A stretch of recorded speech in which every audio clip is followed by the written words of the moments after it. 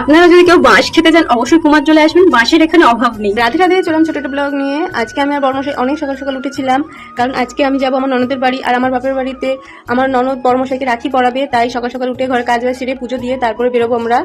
বর্মশাইয়ের ছোট বোন মানে আমার ছোট ননদ, উনি ফোন করে বলেছিল যে দাদাকে রাখি পরাবে, তাই আমাদেরকে যেতে বলেছিল। আমি আর বর্মশাই রেডি হয়ে বেরিয়ে পড়লাম, আর বাপের বাড়ি যাওয়ার খুশিটাই আলাদা। তারপর নলমুড়িতে এসে কিছুক্ষণ বাসের জন্য দাঁড়িয়ে থাকলাম। আর আমার বাপের বাড়ি হচ্ছে আমার শ্বশুরবাড়ির থেকে বেশিটাও দূরে না, আবার খুব কাছেও না। আর বাসে উঠে দেখি সব ছেলেগুলো সিটে বসে আছে, আর অনেক মেয়েগুলো দেখলাম দাঁড়িয়ে রয়েছে। কেউ উঠে গিয়ে একটা মহিলাকে বসতেও পর্যন্ত বললো না, খুবই খারাপ লাগলো। আর এই হচ্ছে ফাইনালি চলে এসেছে আমার বাপের বাড়ির গ্রাম।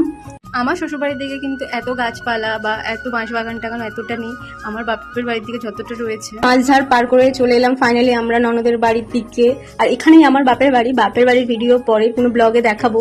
প্রথমেই ননদের বাড়িতে ঢুকলাম, কারণ দাদাকেও যেহেতু আমার ননদ রাখি পরাবে। আর এদিকে দেখুন আমার ননদের মেয়ে, ও কি করছে, একটা রাখি নিয়ে কুকুরকে পরাচ্ছে, তার জন্য চকলেটও কিনে এনেছে। আর কুকুরটা কি করছে দেখুন, যে রাখিটা যতবারই পরাচ্ছে ততবারই মুখ থেকে খুলে দিচ্ছে, আর ও ভীষণ বিরক্ত হয়ে যাচ্ছিল। এদিকে দেখি আমার বড়মশাইকে আমার ছোট ননদ আশীর্বাদ সেরে নিল, আর রাখিটা ওইদিকে পরিয়ে দিল।